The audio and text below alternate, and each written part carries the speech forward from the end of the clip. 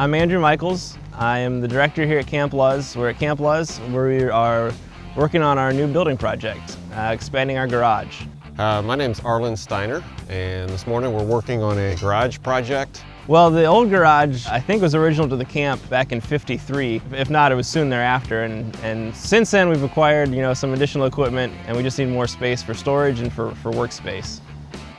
You can see in the background we've got a backhoe that's shuttling the bulk material into the general area of the garage. And then we've got a Ventrac or two shuttling materials around very close. The Ventrac has been called the four-wheel drive wheelbarrow, and that's exactly what we've been using it for. It's just real handy because you can get it up inside the foundation there and move it around real easily. It's not a big project area, so really, to get a larger piece of equipment in there, it might be a little bit tighter, and the Ventrac's just a good size for us to get up in there with.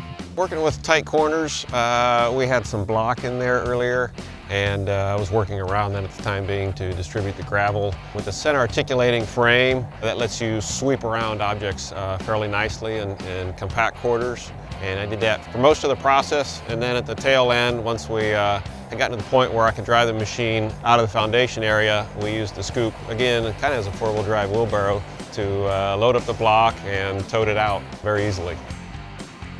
You don't like to do work the hard way, you like to do it the easy way. And what I like about the Ventrac is it lets us get inside and get the material very closely to where we need to be. So I expect that we'll easily get it done today, hopefully before lunch, so we can all go home. If we didn't have a Ventrac this morning, we would still be using a backhoe to get it close. I'm not as optimistic about that scenario. We'd be probably pushing the limits of what the backhoe could do to try and get into those tight spaces. Maybe be dropping a tire in at the wrong place. We'd be running wheelbarrows. It'd be a much longer day. It'd be much more sore muscles. The backhoe it's way too large, it's way too cumbersome to work in that size of an area. We're getting it done pretty quick, and it goes pretty quick with the leveling on the stone inside there. It does a good enough job that if I want to touch it up, I'm not even sure I need a ground shovel to do it. I'll just kick it around with my boot a little bit. So it's done a great job for us handling that and handling it very quickly.